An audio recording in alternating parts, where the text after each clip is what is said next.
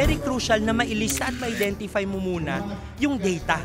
Kasi kung wala yung data, walang ipaprocess yung AI eh. We tend to use the technology on how to innovate our products according to their needs. Yung ating mission na magkaroon ng magandang healthcare or insurance coverage ang bawat pamilya. Another trend we're looking at is the expansion of total video, as we call it. So television is not dying, contrary to a lot of doomsayers, but in fact it's actually evolving. We are now open for business.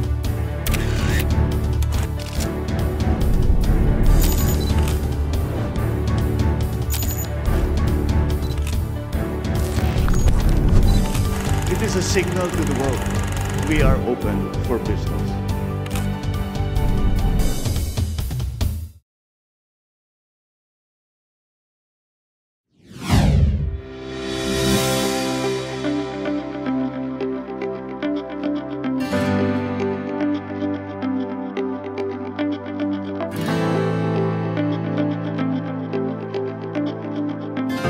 There's a reason why we are all here. No? It's a call of opportunity. You're here because nakita nyo may opportunity to network with each other. Nakita natin that this gathering, natututo tayo, we learn from the speakers, at the same time, we're able to network with each other. So dapat magkakilala tayo lahat. I encourage you to get to know the other side of the table, get to know each other, our new inductees, no? Alamin natin mga businesses sila. Baka magkaroon tayo ng chance, no, to be their supplier or they will supply to us. No? And as an example, no, I've been in the chamber since 2015. No? Medyo malaki na rin yung naitulong ng chamber sa business namin. No? I would call about 5 to 10% of our business came from this chamber. No? And when you talk about construction and design, malaki po yung 10%.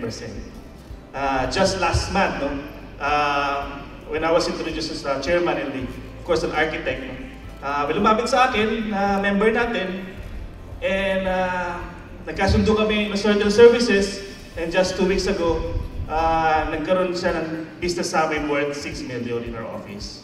So ganun, no? We network with each other. We attend here because we want to learn and to relax, at the same time we network with each other. So mas stressful na sa office natin, we want something na magiging relax tayo, instead of learn and then we earn money by knowing other people in our network. In this whole room, no? Siguro in this whole room, kwenta natin dito, Attorney Arnel, mga magkano worth na mga tao nandito ngayon. No? Siguro billions of pesos. No? So the first trend that I'd like to inform, which is everybody's talking about it now, it's a hot topic, everybody, AI, and the theme of the incoming president is AI-enabled SMEs. Yan ang theme ng ano, no? So, imagine a world where every ad, every recommendation feels like it's just made for you. Sino sa inyo naka-experience? I was talking about a Tabo example, and when I opened my cell phone, all the ads displaying in your Facebook is about Tabo. That is AI listening and working and creating a recommendation for you. So although syempre parang nakakatakot, parang it's so scary. Terminator na ba ito, di ba? So parang medyo yan lang yung power of the new technology, no? We get to customize a specific ads, a specific interest or a specific topic that you would be interested with. So there are so many AI tools in the market now, a lot of them for free. Please utilize. Yung syempre, if you want to really level up, di ba, stand out, to be outstanding, again, picking the brains of Dr. Carl Balita, you have to be in AI. So that, well, these countries agree that hyper-personalized marketing because of AI is the #1 trend that we should really be looking on. The rise of virtual stars, the AI influencers that will be taking the stage. So the influencers of tomorrow would be powered by AI, driven always by data. You know, these digital personalities know what you want, how you feel, and what truly resonates you. So say hello to the future of influence. Well, basically, these influencers knows how to talk to your intended target market. Remember that it is very important that you get the data, no? Because AI will be powerless without information. AI will not be able to decipher or talk to your intended market if there is no data. So it's very important that data is present. Kanina, Dr. Carl Balita again was talking about purpose. And according to our friends in the Asia Marketing Federation, the consumers now are really more of shifting to purpose-driven and authentic consumption.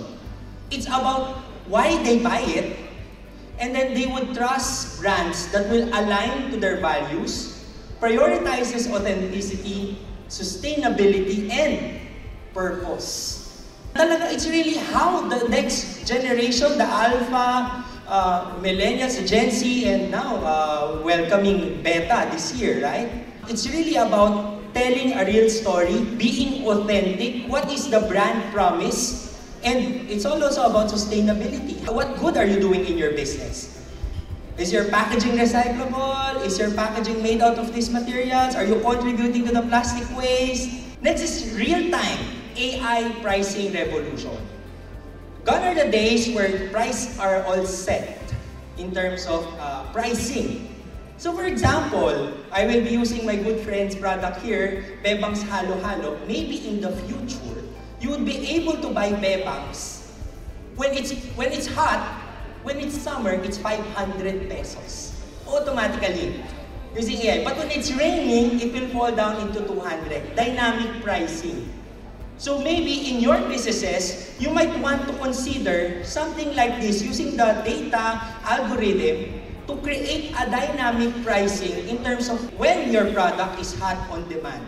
Next is agentic AI. Agentic AI is the rise of human-like robots, and as far as I'm concerned, Elon Musk already presented the second prototype.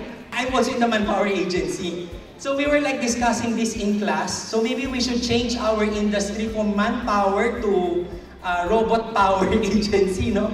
Rent agentic AI robot to take care of cleaning, etc. and all. So what does it entail? The future of for marketers, no? How does it entail in terms of customer experience? This is an opportunity for you to probably employ these robots in the future. Probably next year, Elon Musk might be able to send those robots here in the Philippines and create an enhanced customer experience, because that's part of consumers experiencing something different. But this is not just only about robots. This can also be about Internet of Things. For example, in your house, mag-iilaw na yung light because you are coming, because he knows your schedule. Agentic kasi means it can work on itself automated. It doesn't need instruction from a human. It will understand the data. When are you coming? When are you leaving? Paiinitin ko na yung mga naka-Internet of Things, naka-automatic yung ilaw sa bahay. Sino ba yung mga nakaganyan? Pwede nang schedule, di ba? Oh, magbubukas na yung ilaw ng porch, ng car park, ng sala, and then it will turn off because it already identifies how you work. And the use of synthetic data. So what is synthetic data? Kanina, di ba, my example was, yung iPhone, pinakinggan kayo, kinuha yung data from you, and gumawa ng feedback. Ang synthetic data, hindi. Synthetic data uses existing algorithms and generates a probability, no? So, kumbaga, hindi siya real-world data, but it uses yung probability from existing data. Now, what is the probability of them doing this, doing that? So, enable for them to forecast and see what would be the next movement of the consumers. And this ensures better privacy also, because they're not tapping into your existing data. They're tapping into an algorithm that is already pre-made, and yan gagawa sila ng forecasting.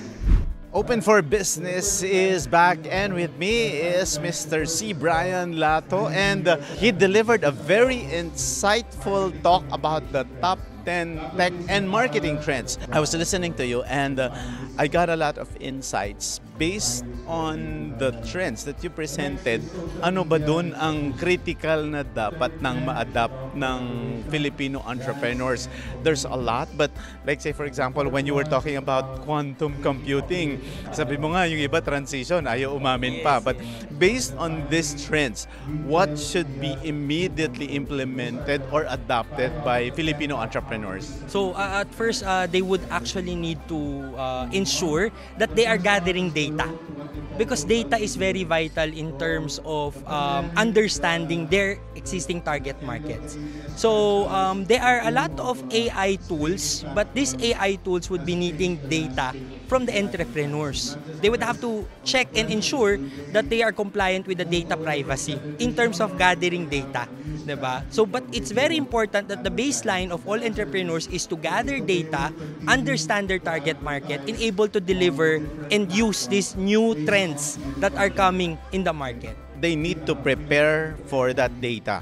In some of the MSMEs and CEOs that I talked with, there are some apps, there are some upgrades that they needed. On the perspective of MSMEs, the business owners, ito ba ay expensive? Yung iba kailangan bang mag-upgrade ng technology? Yung iba ba ay kailangan parang marami namang free softwares dyan? Or, you know, in the case of, ChatGPT for example, free lang yan. You know, but there are, you know, when you upgrade for a more complicated use of AI, somehow that's where you get subscriptions. Gaano ba kadali or gaano ba ka-affordable ang pag-shift into this technology? Alright, so siguro parang nung sinabi kong data parang masyadong mabigat, no? Actually, it's a matter of paglilista lang, no? Sino yung customer ko, anong oras siya bumili, ano yung binili niya, tapos ilang taon siya, at saan siya nakatira. So it's really more of getting yung customer base mo, and then at the same time, kung gusto mo medyo manual muna, ay di Excel file mo muna. Diba? That's how you will start eh. O sige, alamin ko muna sino yung mga customer ko, sino yung bumibili ng produkto ko. And then, sabi mo, ChatGPT. Okay, upload that data that you gathered in ChatGPT. And then from there, type mo yung prompt. Sabihin mo, can you please summarize the target market that I have? Yung nilista mo, yun yung tinatawag nating data. And then from there, ChatGPT will tell you, ito yung target market. Tsaka mo ngayon ulit tanungin, can you please come up with a campaign based on the data that I uploaded earlier? So, yun yung parang pinakamabilis in terms of AI integration and using the tools of AI in ChatGPT concept. Kasi meron din tayong mga AI tools or applications na pwedeng gawin niyang image, pwedeng gawing text, pwedeng gawing copy. Diba? So, susunod mo, ChatGPT, can you please create a social media content plan based on what was uploaded? So, kaya nakita mo, very crucial na mailista at ma-identify mo muna yung data. Kasi kung wala yung data, walang ipaprocess yung AI eh. Diba? Or kung talaga, ay wala akong data talaga, hindi ko kaya ilista. ChatGPT, this is my business. I am based in Quezon City. I am ganyan, ganyan, and all. Place all the info that you can give. Can you please generate me a target market? From there, based on the data, kasi ang AI tools naman, gumagamit lang rin yan ng data na existing in the internet, diba? So based on that, mag-generate din siya, then continue on the process. So that is the simplest way of our MSMEs there to use AI tool. Pero that is one. Actually, ang AI naman, we are using it na talaga in our day-to-day lives. Yung search engine, ngayon pa lang, mag-search ka ngayon sa Google. Di ba si Grok, lumalabas na, Grok ba yan? Basta may AI may AI search na. Tanungin mo, should I place a branch in here and ganyan? Meron ng AI sa search din eh. Ngayon pa lang eh, in-implement na ng Google. So there are so many ways enable for you to use AI na kulang syempre of course dito sa talk natin that they have to also really continuously attend. Kasi nag-grow at pinapadali how to use AI in terms of businesses. We know that, with these developments, there is a need for more information, and somehow a lot of the business owners are owned by the patriarchs, but we see the increase of the millennials, of the Gen Zs in the workforce. In this case, with the trends that you mentioned, kailangan bang ma-retrain yung mga tao, may upskilling ba? For business owners, especially here at the PCCI QC, most of them are really MSMEs who may not necessarily have the very extensive training. Ano ba ang kailangan pagtuunan ng pansin ng mga business owners para ma-make sure na future-proof, or with the trends that you have mentioned, they are ready to implement? Very nice of you to tell that. Actually, there is a study that was released that there is really a change in terms of the need in workforce. Diba? Before, kailangan ng copywriter. Ngayon, ChatGPT gagawin na yung content and yung script, no? So, they really need to upskill and upgrade in terms of competence, in terms of knowledge, in terms of new way of doing business and the workforce also. Talagang nag-change drastically. And it's really important, as mentioned also by our previous speaker, you need to continuously learn and upgrade. Change is not only the constant thing here on earth. Learning should also be, di ba, one thing that all our MSMEs, all our employees should work on.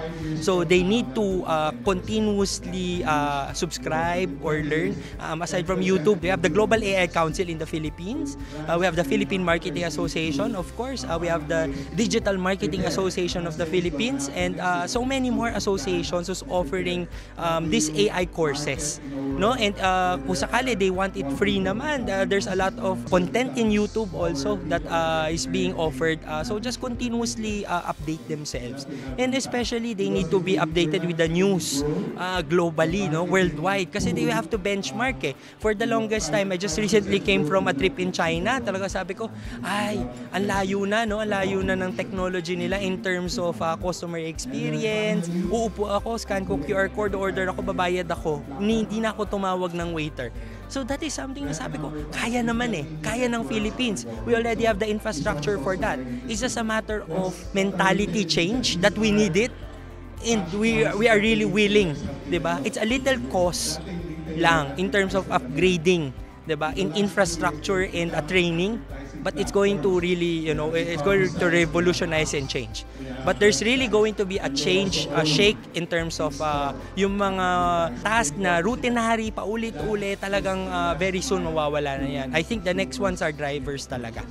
Because they already piloted driverless cars because of the GPS and all the technology is really very good na and kaya ng no? So we really have to make sure na pag dumating yung bagong technology, our employees are really ready in terms of the next skill that they need to learn. And kasi in the end of the day, these types of tools, they're just tools. No? It's still us. Correct. What they do is dapat it's an advantage if they would be able to use these technologies to make their life easier and to do more tasks, or if not, live their lives.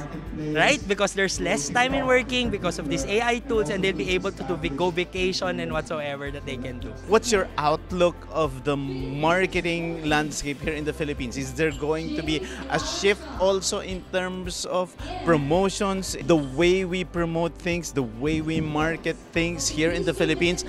Is there a big catch-up for us to do, or can we say that we are already future ready? It's really hard to say because it's really depending on the market adoption. The technology is there. The infrastructure is there.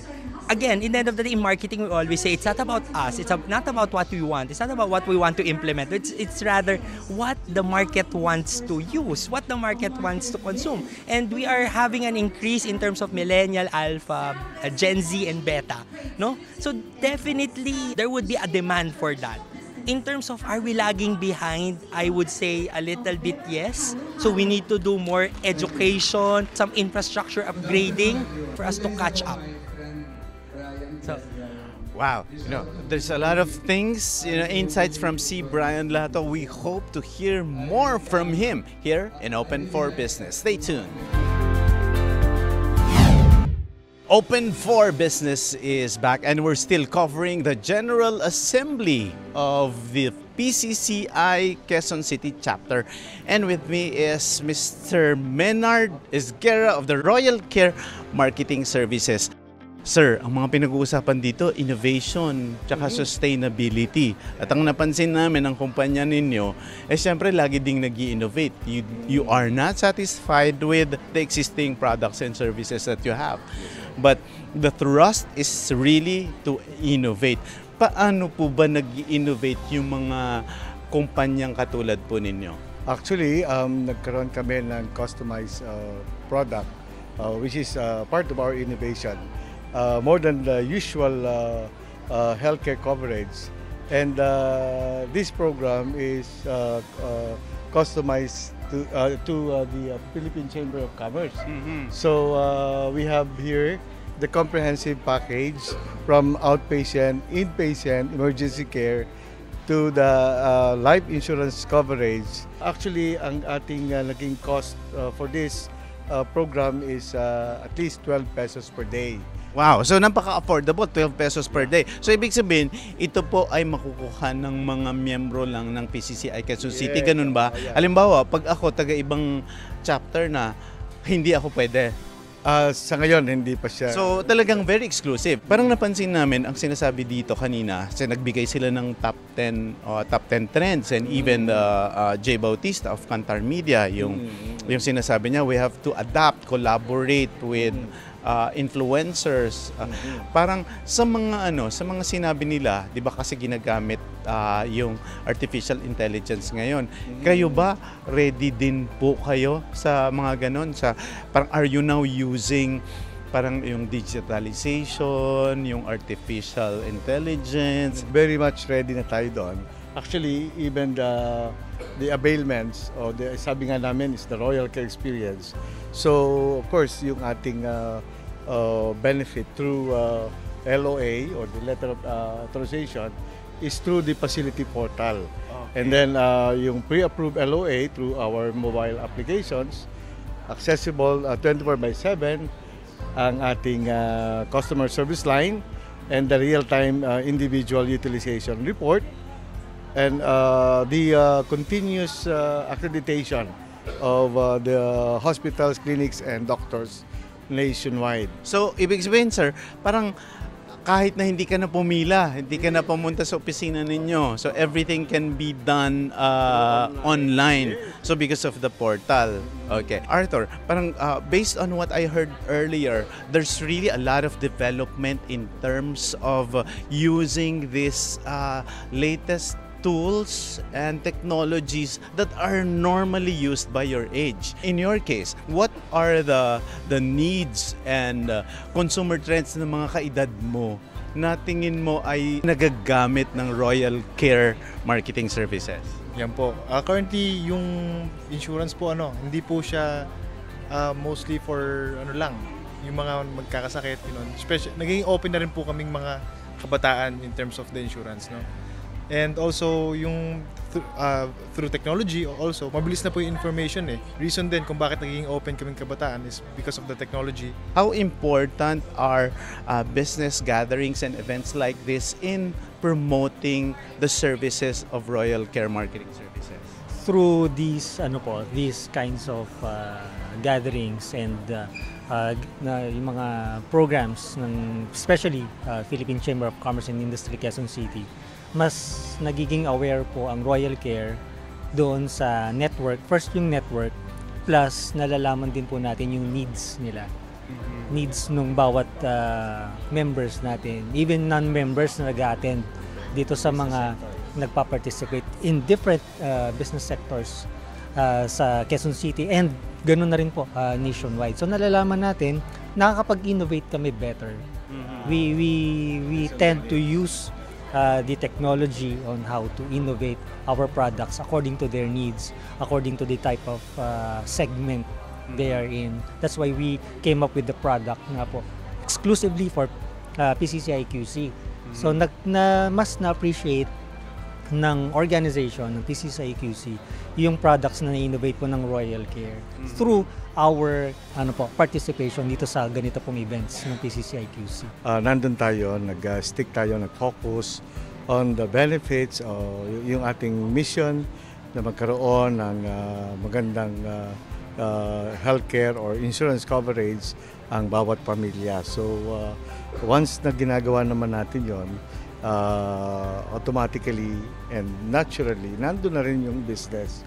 So ginagawa natin yung ating business na hindi na natin napapansin pero nandun yung service sa mga tao.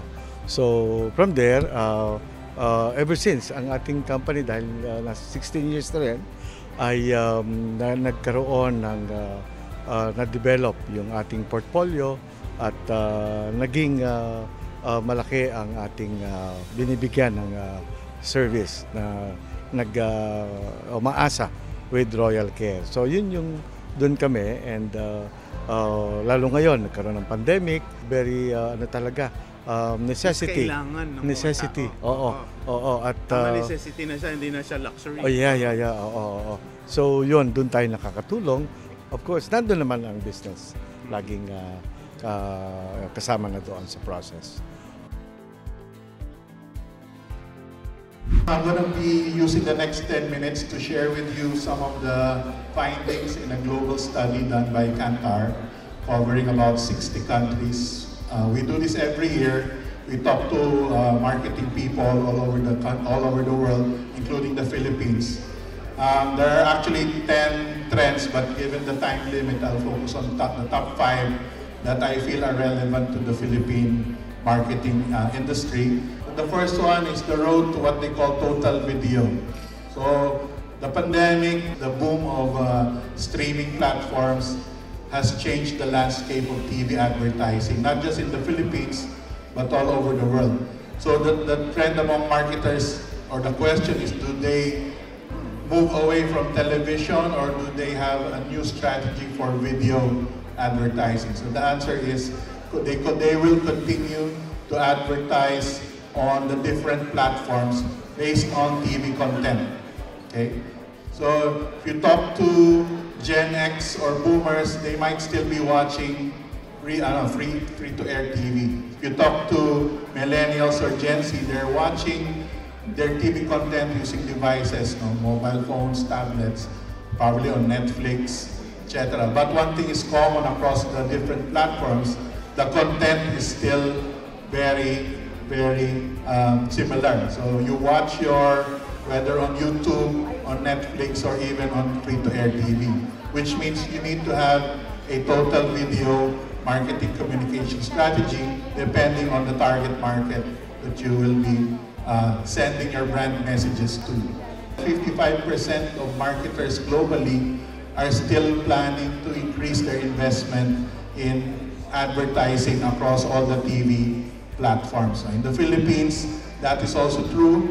Almost 50% of Filipinos will now be owning a smart TV, which means they can access both YouTube, Netflix, and also traditional TV moving forward.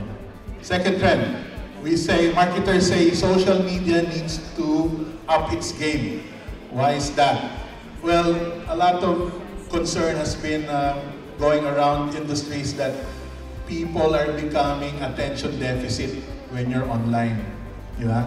So sa dami ng ads, sa dami ng scrolling topics, you hardly look at advertising. Even if the advertising is targeted, you're not as sure that they will actually look. So the concept now is moving from exposure to attention. So how do we get the attention of the consumers in a social media scenario where everything is moving fast and a lot of things are happening at the same time? The study said that within 1 year, 10% of consumers said that they hardly notice advertising on social media platforms. So ang bilis ng decline in terms of attention to ads. So the same study says that what do marketers need to do? They need to, again, be sensitive about generational interest. If you want to catch the attention of Boomers and Gen X, your ad has to be video and has humor. Pag walang humor, hindi ka papansin ng Boomers and Gen X. When you want to talk to Gen Z, it has to have humor and music. Pag walang music, the Millennials will not pay attention. And then the Gen Zs need to have music. Non-negotiable. Okay? Pag walang music yung ad mo, forget about getting the attention of the Gen Zs. Alright, third trend, brands need to tap into communities. So how do we define communities? No? These are content-created communities. So we've already seen, Dr. Carl is a perfect example of a person who built a community of 1 million and more. Okay? And then we have other community builders here. Si Architect Karandang, si Attorney Arnel, si Sir Butch. They have their own communities. And that's what the trend in marketing is. Brands need to work with communities in a collaboration approach. What did Gordon do? In order to promote his restaurant, he's opening 3 more in the Philippines. He did collaboration with content creators within the community that is of interest to him. So they have this 10-minute event with Ninong Ri and Juday. Okay? What does that have to affect? That means you have a 5 times more impact for your brand if you work with communities. Why communities? Because the creators are authentic. Totoong tao, si Architect, si Attorney, si Dr. Carl, si Sir Butch, they are very authentic. They resonate well with their members in the community. The PCCI is a very, very powerful community. So brands need to work with your community so that they can achieve 5 times more success than an ordinary brand that does not work with any community. Second to the last trend, the puzzle of slowing population growth. Okay? Why is this a marketing trend? Globally, 2024 is the first year that the growth in population around the world is less than 1%. Okay? That is the first time since 1963 na less than 1% ang growth. In the Philippines, okay, then expected that in 2050, 20% of the world's population will be above 60 years old. That's huge. We're talking about 7 billion, 20% of that is 1.4 billion people who will be above the age of 60. You ask me, what about the Philippines? The Philippines, the segment of 60 and up was only 3% in 1990. In 5 years from now, that will be 10%. So that's a huge growth. Within 20 years, 10% of the people in a room like this would be over 60. So brands and marketers need to find ways to prepare. I'm not saying it's going to happen next year, but it's good to plan and prepare. How do you market in a world where there are more people becoming more senior? Families are becoming smaller, people are getting married late and having children later. Okay? So that will have impact. Because if we're not able to grow the marketing pool, 5% growth will not be achievable without addressing the population aging phenomenon. And then finally, trend number 5, retail media networks are evolving. So this one is also very interesting. What are retail media? These are touch points that the retailers have developed through the years. Dati retailer, advertiser lang yan. In the last few years, they've become advertising platforms. They have e-commerce sites, they have apps, they have websites, and they also own in-store advertising platforms. What's the importance of that? That is the last mile to when the consumers make a purchase. So if you have presence in retail media, that will enable you to have more success in terms of influencing and convincing, persuading consumers to look at your brand or purchase or even avail of the services of your brand. So retail media networks are growing and evolving, and in fact, a lot of marketers around the world, more than almost 50%, are saying they are planning to increase advertising in retail media networks around the world. So this is a trend that we need to watch out for. It's happening in the Philippines. No? Some are informal through marketplace, through TikTok in particular, and also through the established retailers. No? So that's something that we need to watch out for. Open for Business is back, and one of the key persons in the industry who is giving us relevant data is here with us, Mr. Jay Bautista of Kantar Media. Hi, Jay. The theme now of the PCCI QC's General Assembly is really innovation, empowering them to innovate. And not only to innovate, but use this to be sustainable. So far, ano ba yung mga key points na na-share mo sa kanila? Well, I was sharing with them global trends in terms of marketing communications. For example, there's a need for brands to take opportunities to do more collaboration with creators, communities. So from influencer to creative communities, that's a global trend happening right now. We had an example the other day where a famous chef came into the Philippines and collaborated with local chefs to promote their brand. So that's an example. Another trend we're looking at is the expansion of total video, as we call it. So television is not dying, contrary to a lot of doomsayers, but in fact it's actually evolving. So what we're seeing is Filipinos, for example, are very sensitive to content, but also on the platform. So they watch the news depending on their generation. So the Gen X and Boomers still watch traditional TV. The Gen Zs watch news via cell phones and mobile phones. But the important thing is it's the same type of content. So long as a TV content provider or a network can provide their content across platforms, then they are more likely to succeed in reaching various types of consumer segments. But Jay, with all these new developments in the global market, can you say that somehow the Philippine MSMEs are ready? So ano yung outlook mo? Can you say we are somehow digital ready or future ready with all these trends happening in the global market? Yes, I like your point about democratizing the opportunities for small, medium, and enterprises. So one thing we're seeing is the rise of retail media. So e-commerce sites like TikTok shops, Facebook Marketplace, Instagram stores. These are developing in the Philippines as well as in other markets. But more importantly, it's helping a lot of our fellow countrymen who don't have the big marketing budgets or deep pockets to really compete and showcase their products without breaking an arm and a leg.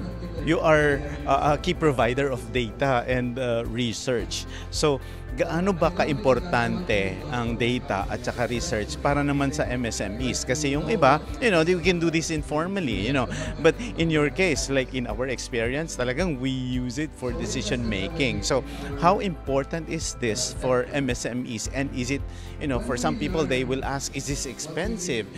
Because we're also looking at how affordable this and with the talks earlier, parang importante yung data set. Kasi kahit AI, hindi naman gagalaw yan kung walang data. Well, data they say is the new gold of our generation, and it reduces the cost of failure with information, with knowledge that helps any segment like MSMEs reduce the cost of failure and reduce the challenges along the way. The good thing nowadays is a lot of this information are democratized and socialized, so the costs are really more affordable depending on your level and of your capability. So it's now more available and affordable more than ever. Jay Bautista of Kantar Media, open for business. We'll be back. Stay with us.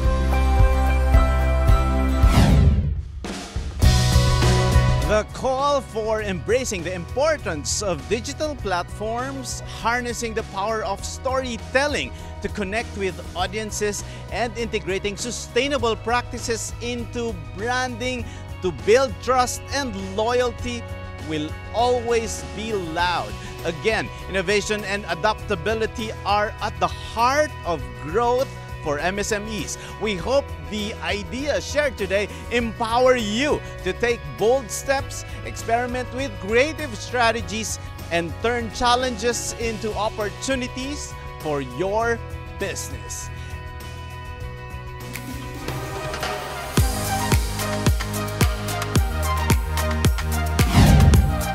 And with that, our quote for the week is, marketing's job is never done. It's about perpetual motion. We must continue to innovate every day. That's according to Beth Comstock, former CMO and Vice Chair of GE. Maraming salamat sa isang oras na pagsama sa amin upang tunghayan ang isang makabuluhang usapan ukol sa negosyo dito lang sa Open for Business. Hanggang sa susunod na linggo, samahan nyo kaming muli dito sa Open for Business. Catch us too on Facebook and YouTube. Like and subscribe on our social media page at Net25 TV. We will bring you more insights from industry experts, thought leaders, CEOs, and featured SMEs. Together, let us help encourage business development in the Philippines. Sharpen your business acumen, feel the pulse, and set the trend for as long as you're informed and open for business. Ito po si Cesar Vallejos. Maraming salamat.